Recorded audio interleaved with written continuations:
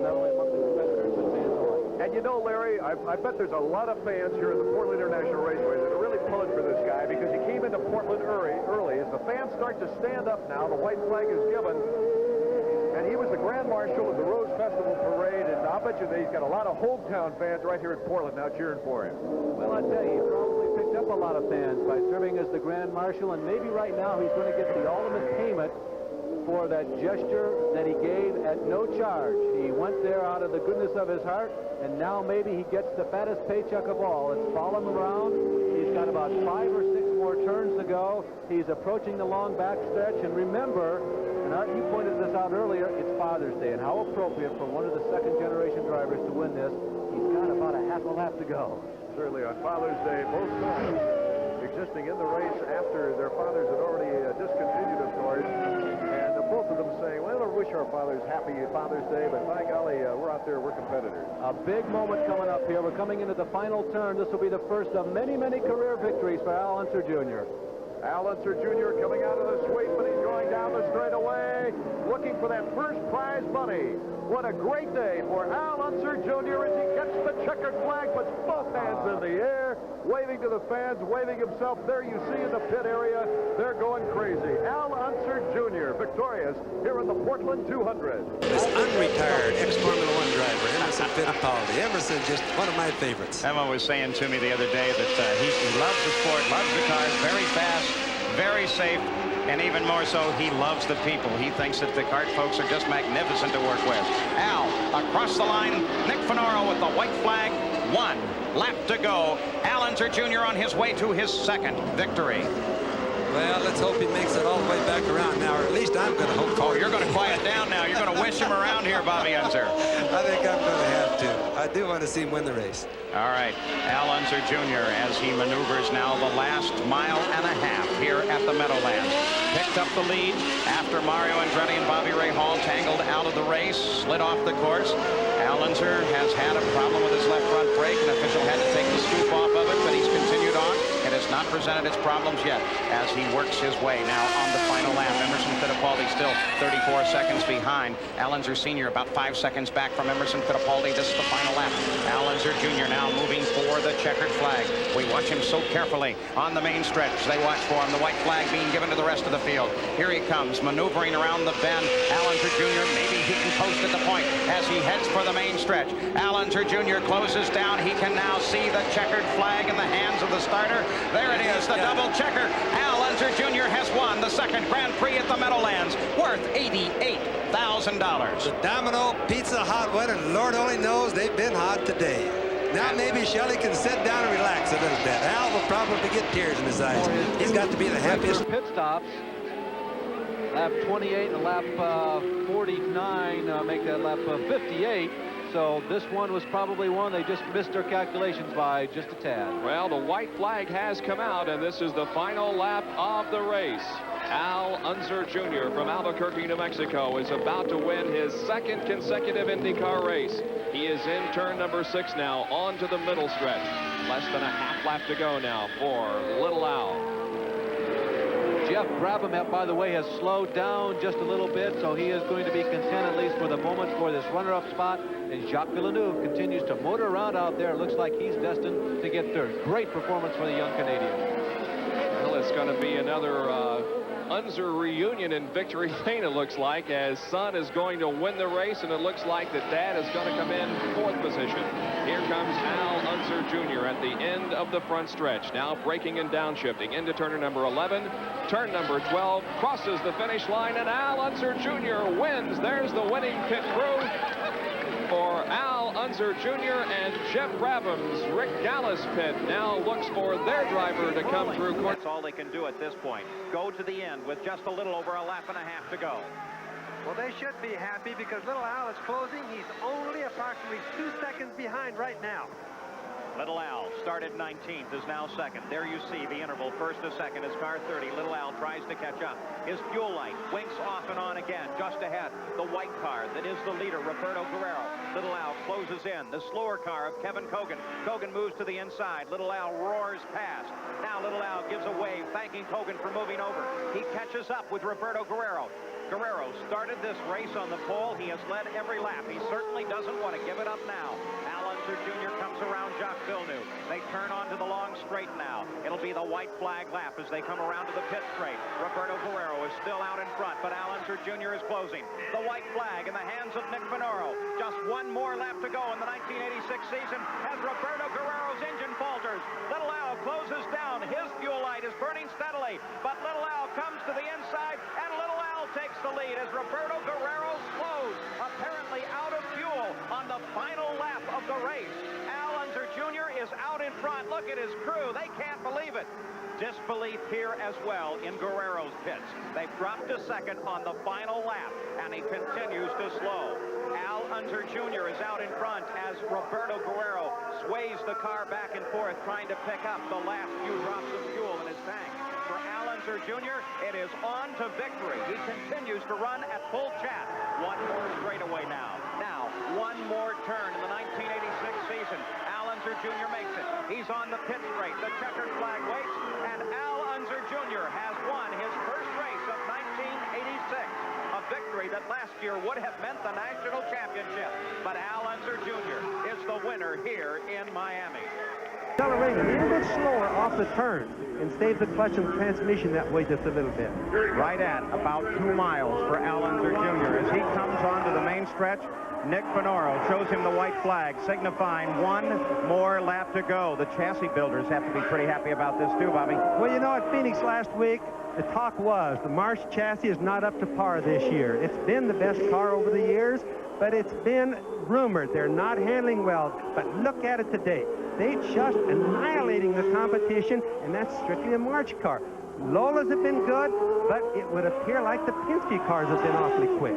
This is the lap now that Al Unser Jr. hears everything going on in the car. He can feel the movement. He is wondering, what possibly can take this away from me? I have to be so careful at this point. Clear sailing again, his last pass down Seaside. If he holds on to win, he will join Danny Sullivan and Mario Andretti in that heady group of drivers that have won 4 of these temporary circuit races. Heading for turn number 10 now, a sweeper to the left, and then that very tight hairpin. As he comes off of this corner, underpowered, he sees the checkered flag ahead. A big number 3 being displayed on the board, and little Al Unser Jr. has won the Toyota Grand Prix at Long Beach. And boy, that is one. Look at Rick Ellis and Shelley. That is one happy team. Demanding course. And he has truly been a dominating factor here in Toronto. Little Al Unser Jr. coming now to take the white flag. There it is. From Nick Finoro, the starter. His assistant is Terry Walsh, and we have 1 lap to go. Now he is not going to make any mistakes. He's going to stay well away from all the walls. He's not going to miss any gear shifts. He now has to work out how far away he is from the finishing line so that he can even coast home if necessary. That's what's going on in his mind. Let's not make any mistakes. Let's get round the obstacles such as that still parked racing car round the stadium. Be very quiet in his transmission, be very quiet in his gas pedal, not overdoing the brakes on this one. This will not be a fast lap. Danny Sullivan, on the other hand, can't afford to let up, because if something were to go wrong with Al Unser Jr., he wants to be able to eat up the road. So his final lap will undoubtedly be faster than Al's. And little Al still comfortably with the lead over Danny Sullivan, and he comes into exhibition curve and heads for the start-finish line. There it is, the checkered flag for little Al. And the crowd are enthusiastic. They think he's driven a good race, and they are right. Checkered flags all over the place. The bad luck continues to stalk Mario Andretti. Paul Newman can't believe it. And there is our new leader once again, Al. And there's somebody hit the wall. Boiselle hit the wall down the front straight. Jones and Mears coming behind him. And then the leader, little Al, as well have a white flag for one lap to go. And that is the 30 car Raul Boiselle Domino's Pizza that stopped against the wall. Again, without any injury. Again, there was no yellow. There was no yellow. Yes, he hit the wall very hard. He must have hit the wall there. I estimate he hit the wall there at well over 100 miles an hour, probably close to 130 miles an hour. And again, he just seems to have creeped his way. Mario Andretti is in the meantime driving slowly around the racetrack. There's a front wing lying in the front of the front stretch that I can look down. The front wing will have to be picked up by one of the officials here. And now the checker flag for the winner, Little Al Unser. Back-to-back victories, his third on the year. And disappointment, that of course is 49-second lead. They're showing actually the lap left ahead of Rick right now. So what they're playing for, what they're hoping for, don't run out of fuel, don't break anything, go easy on the clutch, shift it nice and easy. And that's what Little Al's been doing for quite a while now, folks. Al has begun his last lap. We'll remember that he won this race, taking the win away from Roberto Guerrero 2 years ago on the very last lap when Roberto Guerrero ran out of fuel and Little Al rocked past. Now, that shouldn't happen here today. Shouldn't is always a word in auto racing one has to be very careful with using because of the long period of yellow, over 7 laps of yellow at the start of the race. But still, it's not over until that checkered flag flies. Yet Al Unser Jr. appears to be about ready to wrap up the 1988 IndyCar season with a win at Tamiami Park in Miami. Al Unser Jr. on the final long straightaway makes his turn, the last turn. The checkered flag lies just ahead. Nick Monaro has it, and the season is now over for the IndyCars. Al Unser Jr. Dallas Racing has won their 8th win of their career, the 4th this year, and still all of Little Al's wins have come on road. Spears so very carefully. He is looking for back-to-back wins at Long Beach in his final couple of miles right now. Behind him, trying to catch him, is Michael Andretti. Yes, and remember, every time Little Al comes by the pits, the radio reception is very good, and Rick Gallis will be telling him exactly what the space is between he and Michael, so Little Al's driving only as hard as he has to. The next time that he goes by the pits will be for the checkered flag. He won't have to say a thing except congratulations, you've done it. That is, if there is enough fuel on board. The final short straightaway. In the wake of all that's happened late in this race, let's not miss the significance of what's happened today in a larger sense, and that is to say that the Penske team, which a week ago we thought would be invincible this season, could not only be beaten, they can be humiliated. Al Unser Jr. makes the turn off of the hairpin. The crowd begins to roar, as does Little Al's engine. The fuel was indeed there. The checkered flags, and Little Al has scored back-to-back wins at Long Beach. Al Unser Jr. in the Valvoline car wins the run through the streets. He begins to wave now to the crowd on the victory lap. Michael Andretti comes by 12 seconds back in second. And still a chance, the white flag out for Al Unser Jr. 44 laps complete. Emerson Fittipaldi still closing, and the question is still fuel, with Danny Sullivan right behind Fittipaldi. Teresa Fittipaldi once again holds her husband around the track. Shelley Unser sits on the scoring stand.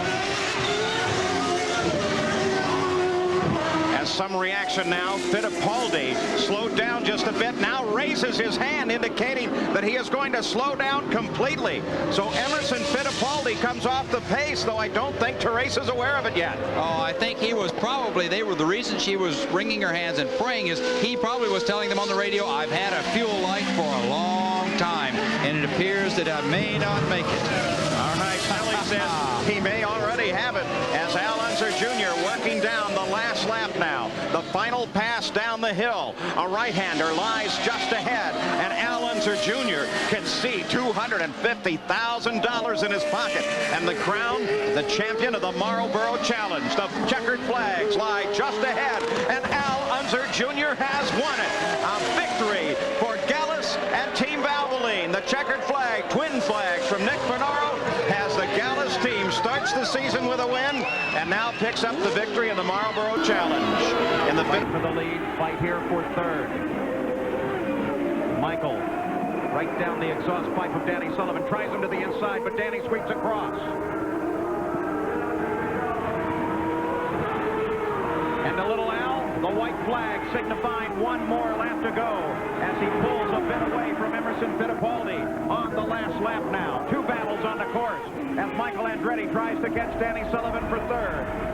Little Al has has just a little bit of room ahead of Fittipaldi now. He probably feels a little bit better for this last lap, Paul. The real fight develops here for third place as Al Unser Jr. has separated by 2.2 seconds from Fittipaldi. Fittipaldi simply has not been able to catch him, but Michael Andretti has been able to catch Danny Sullivan in the number 7 car.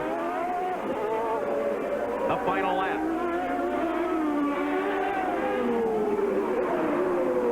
Michael climbs up on the back end of Danny Sullivan. Sullivan almost loses the back end. They work their way towards Seaside now. They're both trying so hard, it's unbelievable. And here is Al Unser Jr. protected now by the traffic car of Didier Taze as he comes to the 11th and final turn. And it looks like he's going to manage it again. He comes carefully off of the hairpin. And Al Unser Jr. scores 3 in a row as he takes a win at the Toyota Grand Prix of Long Beach. Teresa Fittipaldi cheers her husband on in second. We watch for the battle for third. And Danny Corner there that maybe he was just a little bit loose. Remember, their tires are pretty far down. They're really light on fuel. They can't have much left, so the car's going to skip around a lot. Emil's really going for it. Back on board with Michael Andretti, still out in front by a tick over 4 seconds. Al Unser Jr. still chasing. In Michael's pit, they continue to watch in time. There is the Gallus pit, keeping track of Al Unser Jr. Little Al trying to close down, get around Boisel so that he can chase Michael Andretti. He's closed up just a little bit more, about another half second. They're flat out. Little Al can't run any harder. Fuel has nothing to do with it. If it quits, it's just going to quit on him. With 3 miles to go now, Fittipaldi also closes on Mears in that fight for third place. They're racing all around this circuit. The leader now look back for Little Al as he continues to work his way through this field. He's dropped back a bit now, just over 5 seconds. Watching now from the Gallus pit. You watch as you see little Shelley, Al's wife, and Tina Gallus. You can tell whether he's making mileage just by what they look like. Michael Andretti works his way down on the inside. He was expecting to see the white flag coming off of this lap. But Michael Andretti rolls into the pits. We suspected there would be a problem with fuel. There definitely is. Michael Andretti slowly now through the pits. As Al Unser Jr. moves to the lead of the race. Michael Andretti rolls into the Newman Haas pits. There's Al Unser Jr. out in front. On board with Michael Andretti. On board now with Al Unser Jr. They try to refuel the car. They get it refueled. He rolls back out. But here comes Al Unser Jr. to win the race on the very last lap. Well, Paul, that was a race of all times.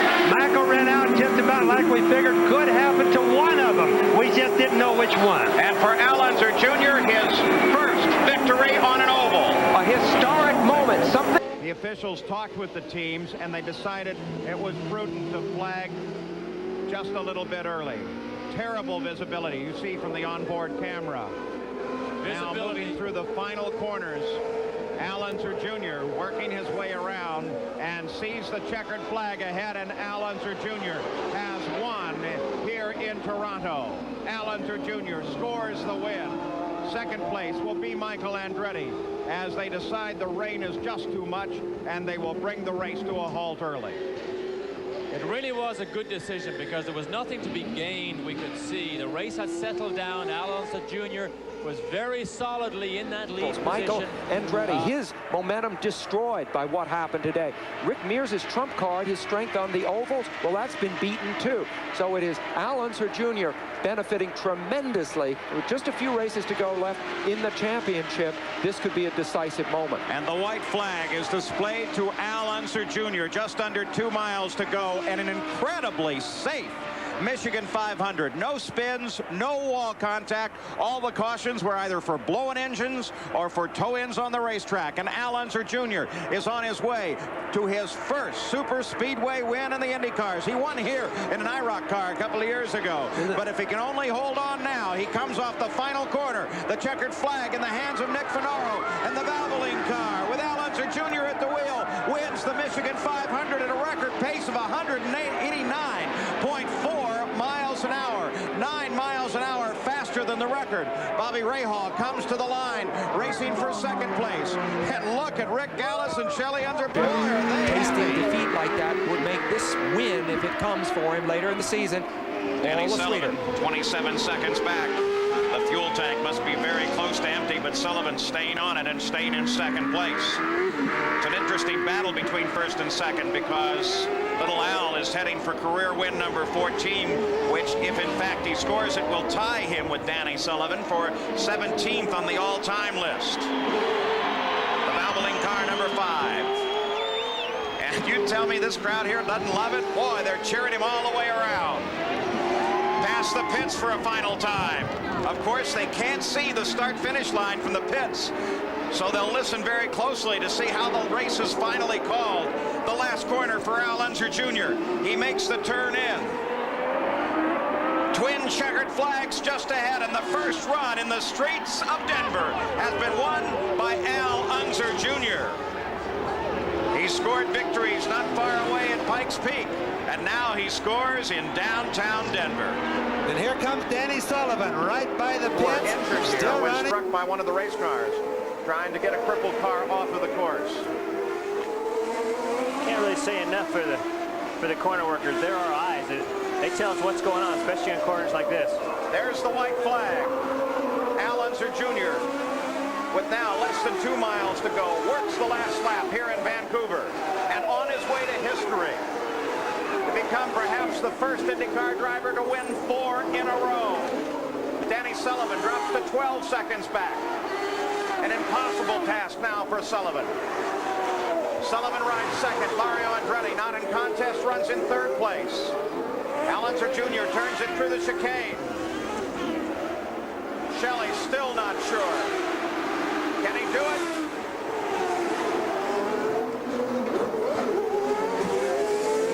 This will give Al Unser Jr. an almost unassailable position in the championship fight. The number 5 Valvoline machine carrying Al Unser Jr. now on his final lap and looking for the checkered flag as Al Unser Jr. looking to be 4 in a row. And the checker comes out, and he's done it. History is made in Vancouver. Al Unser Jr. wins 4 in a row. Not messed up. I hope Little Al does somewhere. It's pure racing at this point. Fuel is not a factor. The long caution period gave them all the fuel they needed. Here comes Al Unser Jr. off the corner. Ray Hall closes in just a little bit more. As the white flag signifying 1 more lap to go. Comes out for Al Unser Jr. He's looking at 4 in a row at Long Beach. When has it been done before in the kart Indy cars? Simple answer, never. I've never seen this happen. Doesn't come around the last lap. Ray Hall's still hoping something's going to happen. Little Al being as careful as he can possibly be. It's a time that can drive a race car and a race car driver's wife crazy as Shelley continues to listen to the radio transmissions. But Little Al is listening to that race car. It's been strong all day, but he knows, as do we all, that anything could go wrong at any time, and it wouldn't take very much to stop the onward momentum of this machine. Lady Luck's been good to him, because just compare that with Michael Andretti, who didn't get the good luck today. Debbie Rahal, she watches Bobby Rahal running in second place. But Bobby Rahal would have to have a miracle now, because there's the hairpin turn ahead of Little Al, and they already recognize that almost anything could go wrong now, and he could roll to the finish ahead of Rahal. There is Al Unser Jr., and he wins the Toyota Grand Prix of Long Beach, and that, by the way, is the 50th win for the Chevrolet racing engine. 16 career wins for Little Al. He picks up 4 straight Toyota He Grand just Prix. doesn't have enough rear brakes to do it. He can keep up with Little Al, but he can't seem to do it with the braking. Which So means, Al of Unser course, Jr. that he would have a very hard time overtaking him. Tactically, he's in a very weak position. White flag has been given to Little Al. Fittipaldi trying to close in. He's closed down considerably in the last 2 laps. He was back 2.9 seconds behind. Now he is just 2 seconds last time they came across the line. And Fittipaldi is most definitely closing in. He never quits. He's just like a bulldog. He's about one of the hardest chargers that we have in racing today. The hardest chargers, and he just won't quit. He won't quit until he goes across the finish line, wherever he is. And one of the finest gentlemen in the sport, hoping to open an IndyCar circuit down in his home country of Brazil in the next couple of years. Physically, Paul, he's probably in the best shape of any of the drivers here. He works out almost every day. Emerson Fittipaldi chases Al Unser Jr. to the final turn of this track. But the checkered flag will be waiting for Little Al as Fittipaldi slides it off the final corner. And here comes Al Unser Jr. with back-to-back wins in Denver. Al Unser Jr. has taken the win. It means that we will leave here with Bobby Rahal still leading the points with 141, but Michael Andretti with a third place finish has closed up to 132 points. Just 9 back from Al Unser Jr. Now, for example, is just flat out. There is nothing being saved right now because, remember, Little Al is making dirty air or hard air for Scott Goodyear to run in, and leading right now. Running in that clean air is definitely an advantage. This is not a NASCAR race situation where it would be to some advantage for Scott Goodyear to stay in second place. He's not in a position to save fuel. I think if he can make the pass, he's going to make the pass. I think Little Al at this point maybe just sheer finding more turn speed, Bobby. And what he's going to do is he can fine-tune the track because he has nobody's dirty air to run in. He can set and fine-tune. He'll be running the track in inches in different places, Sam, to try to figure out the fastest place. And he uses his mirrors behind him, seeing where Scott is, to see whether he's gaining or losing. Scott Goodyear tries to keep out in clean air so he can keep his radiators cool on the car, keep the engine cool. They're turning the laps to 223, almost 224 miles an hour. 196 laps are complete. Little Al told me a week ago, he says, I'm going to have to run the last laps around 225. Darn if that isn't pretty close, Paul. Neither car in contest at the moment. Scott Goodyear trying desperately to make up the distance. He's inching up on Al Unser Jr. And Scott Goodyear is now right there, right behind Little Al. He follows Little Al down the main straightaway. Anywhere Little Al goes, there is Scott as well. At first, when you weave back and forth like that, you scrub off a little bit of speed too, but Scott has nothing he can do except to follow him because he needs the drafting. Scott Goodyear, of course, a Canadian early in his career. You see him setting up Little Al now. He seemed to kind of give you the feeling that things were coming easily for him. Then he had a long period there, 2-3 years, where just couldn't get any result at all. Suddenly he's vaulted back to this moment. He can see the possibility of winning the Indy 500 if he can make one pass. But he has got to pass one of the savviest, canniest, and most determined drivers in the business. A lot of that's going to come to the old sprint car days. That's where Little Al came from, was go-karts and sprint cars. He's got a lot of savvy on how to keep somebody from passing. The 198th lap in the record books. On this lap in 1989, Emerson Fittipaldi and Little Al touched wheels. Little Al hit the wall. Fittipaldi went onto the west. Scott Goodyear still trying to catch him.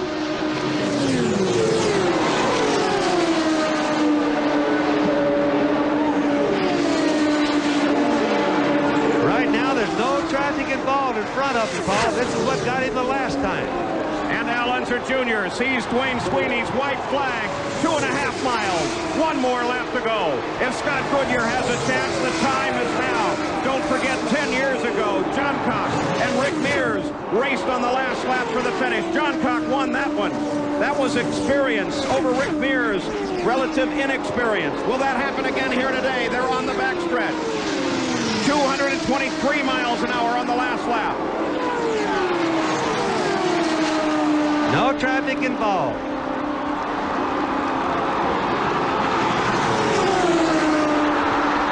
They make the turn for home now. On the main stretch, Scott Goodyear closes in. He looks for a place to come by. Scott Goodyear tries it, but no. I believe that's the closest finish in Indy history. Closer than the race 10 years ago when John Cox beat Rick Mears. 10 years ago when Little Al was new to this track. And now, Al Unser Jr. is a winner at the Indianapolis 500. That was the most fabulous finish I've ever seen. I've never seen anybody try any harder than Scott Goodyear did or Little Al. They zigzagged all over the racetrack, did everything they could to mess each other up or whatever that you try to do. Scott Goodyear pulls alongside and salutes the new winner. Remember, though, Scott has nothing to be ashamed of. Let's go to Hansen is so close to the rostrum. Remember what he did to Rahal last year. Took a chance and went down the inside and got away with it. And Rahal went to the wall. That's an inspired Swede just behind Scott Goodyear. Raul Boesel sits in front of both of them. Boesel runs in 9th place. Not a factor in this battle. Al Unser Jr. makes a turn onto the pit straight. He will see the white flag. An indication of a single lap to go now. There it is. Al Unser Jr. on his way to his first victory of the season, the second for Gallus Racing. And a final footnote on the Gallus car. Owen Snyder told me that their car also uses the Penske shock absorbers. They must be good. Working for Al Unser Jr. here today, still keeping an eye, looking back for Goodyear and Johansson. There's little Al. Bobby Ray Hall is 8 seconds back now in second place. The fight is at third. And there it is as Johansson comes around Goodyear. Goodyear, he's in something trouble. wrong as he came on the pit straight. He is in trouble. He's slowed down a great amount here along the front straight. Johansson is on the roster and his team will be delighted. But a heartbreak for Scott Goodyear. Is it fuel? It may be fuel. It may be a further break because as Al Unser Jr. takes the checkered flag, Mario Andretti is closing on Scott Goodyear as well. It makes them all better. By the way, that battle between Fabi and Fernandez has broken off, with Fernandez remaining in 8th place as they come toward the flags. With just one more lap to go after he flashes down the front straight here. It's Unser Jr., Mansell, Gordon, Boycell, Mario, and then Michael Andretti, then Mauricio Gugelmin as we start the final lap. Well, how about that stat you revealed at the beginning of the show, that for the last 3 years, the man who started second went on to win. This could be the 4th consecutive year for that.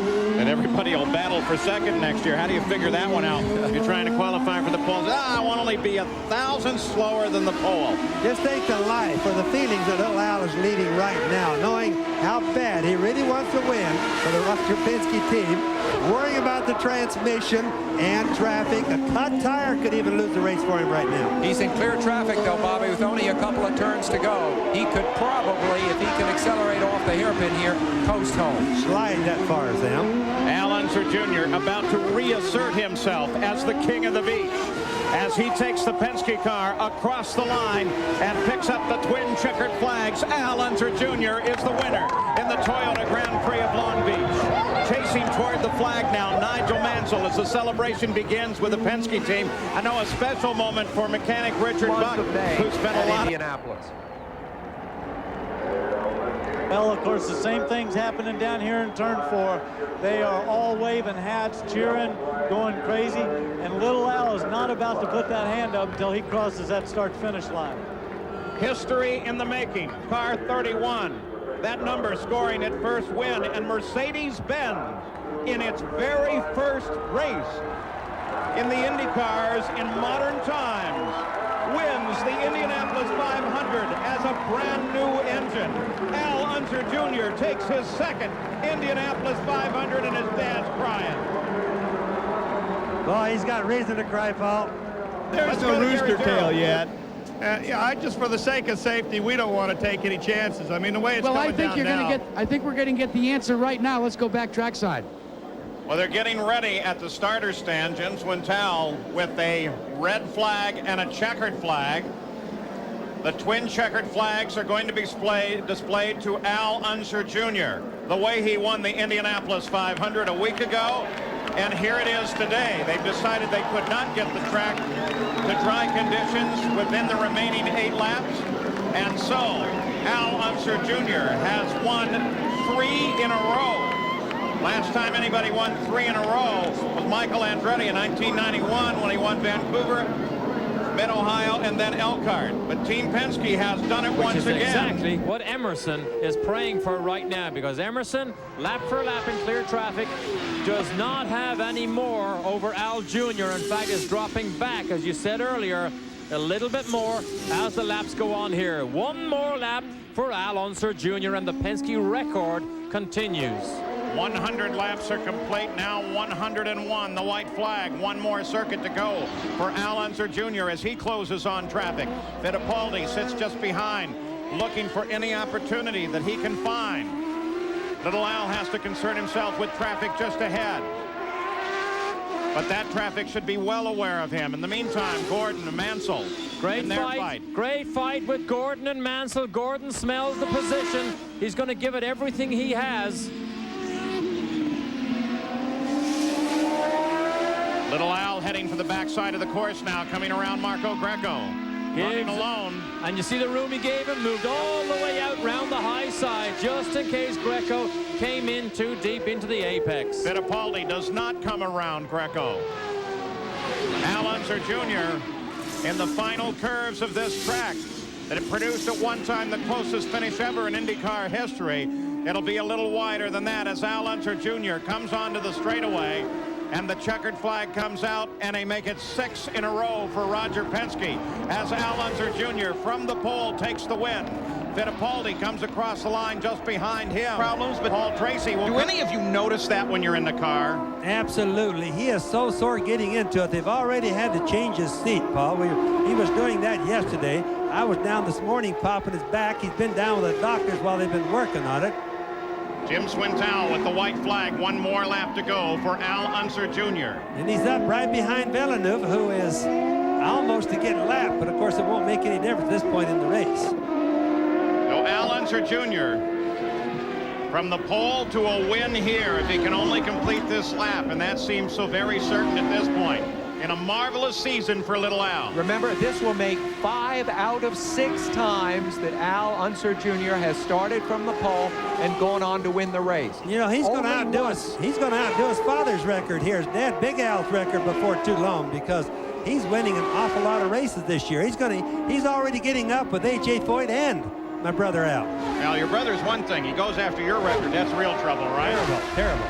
So Al Unser Jr. down the final long straightaway, looking at career win number 24 and the 5th of the year. A right, and then a left, and then a checkered flag lies in wait on the runways of the Burke Lakefront Airport. And Al Unser Jr. has taken his 5th win of the year and stretches his points lead in the IndyCar battle for the championship.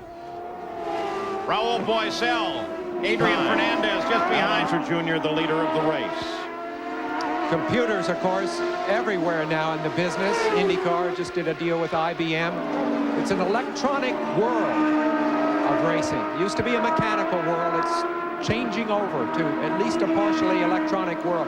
Al Unser Jr. has finished 8 of the 9 last races he has run at Mid-Ohio. And he works now on the final lap. The white flag already given by Jim Swintel. And Al Unser Jr. came across the line 5.5 seconds ahead of Paul Tracy. But Paul Tracy at least has him in his sights at the moment. And Al Unser Jr. can't afford to lag too much behind the slower cars that sit ahead of him.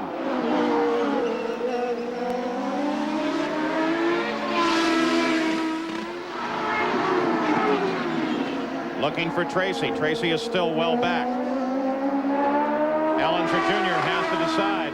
Does he come around Parker Johnstone and Mark Smith, or does he just stay there?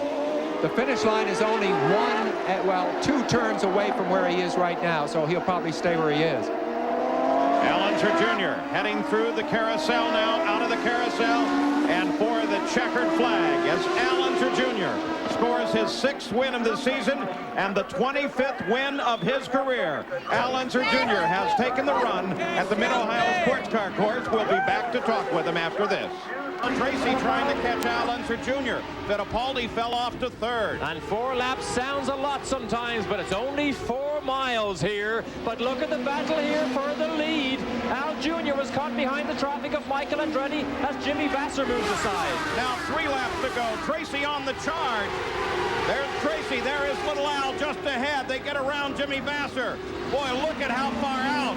Paul Tracy's able to dial the car and come off the corner. And there is another traffic jam that Al Unser Jr. has to pass. There's 4 cars, including Boesel, Michael, Willie T. Ribbs, and Goodyear. Little Al comes down to get bottled up behind that. Tracy's closing now. Tracy looking for room to race on Little Al. Fittipaldi is closing too. Little Al comes to the inside. Just about a lap and a half to go now. 3 wide, and Tracy needs a good run in traffic if he's to catch Al Jr. All 3 Penske cars are in a line without team orders. They cross the line. Al Unser Jr. in front. The white flag being given to all 3 at the top. Tracy in closing position. Fittipaldi in 3rd, and he closes in. On the backstretch, the final lap of the run. Too far behind for Tracy. He's too far behind to make a run. Al Unser Jr. makes his final turn off the corner, and Al Unser Jr.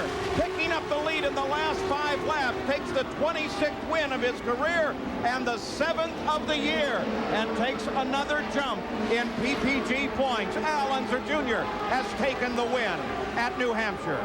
Keep Michael Andretti from taking second away from him. Boy, look at the lead that he pulls out. He can sense that victory. The doctors filled him full of bodily fluids just to try and get him ready for this race, and it's obviously worked. The interval remains the same. Just over 2 seconds between first and second. Robbie Gordon runs alone now. Al Unser Jr. about to make it 8 victories in the season, matching Michael Andretti from 1991. But if he does it, he will only have taken 11 races to Michael Andretti's 13.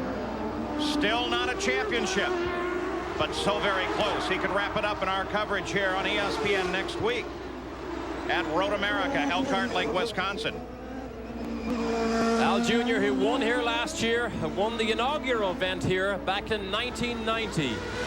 So he knows what it's all about, but that's how close Robbie Gordon has come to winning an IndyCar race. He's what, 2.5 or 3 seconds behind. Only 2 names have ever appeared in the winner's point here in Vancouver. Al Unser Jr. has done it again. The other name would have been Michael. Robbie Gordon finishes in second. And Nigel Mansell gets together with Fittipaldi. And that's going to devastate a 4th and 5th place finish and bring Scott Goodyear forward into 4th. Guzman forward into 5th. On the very last lap, these two are together. They're trying to get at each other by the looks of things here. 2 former world champions. Teo Fabi creeps past. Emo pitches his wheel all the way across the track. Nigel walks away. Displayed that black flag. Incredible. 2 black flags for this man, Scott Pruitt, in 2 successive weekends with a major impact on the outcome of the race. And having a massive impact on the outcome. If you think that Pat Patrick isn't going to be chewing nails this time, boy, just watch this. He's still having a controversy over the last race in Phoenix last weekend. Al Unser Jr. crossed the line 22 seconds ahead of second place car as he crossed the line, taking the white flag, indicating the final lap. Teo Fabi acknowledges the black flag, comes into the pits. There is Al Unser Jr., the emperor of the beach, as he makes the final 3 turns. A left, then a right, and the checkered flag will lie ahead. Al Unser Jr. comes onto shoreline. Oh, so careful, as Christian Fittipaldi stalls in front of him. That's going to cost Christian Fittipaldi greatly, as Al Unser Jr. scores his 6th win at Long Beach and his 28th career win. Al Unser Jr. takes the win, and Penske Racing is looking strong again. With 2 laps to go, fuel looms very big as a question. Will they go driving past? White flag comes out for Al Unser Jr., so Unser Jr. is going to try to make it the whole way. That piece of debris we saw was not from Al Jr.'s car. We do believe it was from Greco's. We mentioned that earlier. We do believe it was not from this Penske. So it's plain sailing now. We know he has enough fuel. Gary Gerald. And regarding DeFerrin, we just talked to Jim Hall. They have fuel pressure, so it wasn't out of fuel. It's something motor or engine related. No, it was a very sudden stop. Jan? A very quick update on Al Unser Jr. When Paul Tracy came out, his closest competition, he could slow down, lean the car, short shift. He should make it easily on fuel. Unser Jr. working the fast part, the backside. He's done with that now. 29 seconds. He is ahead of second place Jimmy Vasser. He's cruising through these last S's and the last right-hander. Still has power on the car, though. Jr. completes his 2nd victory of the year, the 29th win in his career. And he takes the points lead in the fight for the PPG. On the leader lap at the moment, Gary Gerald. Well, we just posed the question about the fuel on that time stop. Are there any concerns they didn't get enough? There are no concerns. Their concern is Salazar. They said a moment ago they felt like they almost ran their driver off the course. And so that was the biggest concern here, not fuel. All right, the final lap. The white flag is already flowing over on the pit straight. And he is very definitely sandwiched in between Salazar and Pruitt, with Paul Tracy closing in. Paul Tracy nibbled 4 seconds off the lead on the last lap. He could do that again this lap. He could be with him at the finish. And just think about little Al now. He just absolutely doesn't want to have Salazar be the factor because he can't pass him on the last lap because he doesn't want to take any chances. It could cost the entire race, 83 laps of his work. On the other hand, he's only got half a lap to go now, which should give him a big enough cushion, and Tracy coming on is going to have to pass Pruitt, who's a tough guy to pass.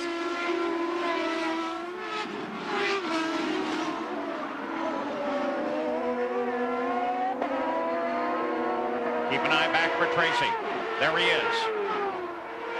He still has a car, Alessandro Zampedri, that he would have to get around before he was even on the back of Pruitt. So Al Unser Jr. making the final turn. There is the checkered flag. And little Al takes the victory at the Mid-Ohio Sports Car Course, the 29th of his career and the 2nd this season.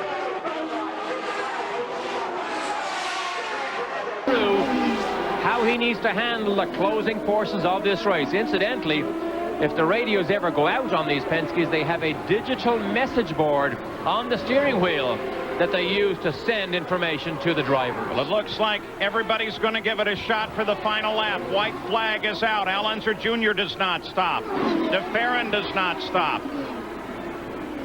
Will they make it all the way? Tire marks on the nose, so the Penske's been in battle. It doesn't have far to go now. They came across the line. Unser Jr. came across 12 seconds ahead of this man, DeFerrin, looking for his best ever result. Al Unser Jr. keeping power, but definitely reduced speed a bit. Squeezing it slowly off the corners. Gordon in third, Johansson fourth. Good result for Stefan. Then Ray Hall, Pruitt, Fittipaldi, Tracy, Zampedri, and Bosell. Villeneuve is out of the points as Al Unser Jr. takes the win. The championship goes on to the final race of the season in 1 week at Laguna Seca. What a terrific run for the man who moved to his backup car after a crash on the start. Gil DeFerrin finishes this race in second. Now Robbie Gordon being challenged.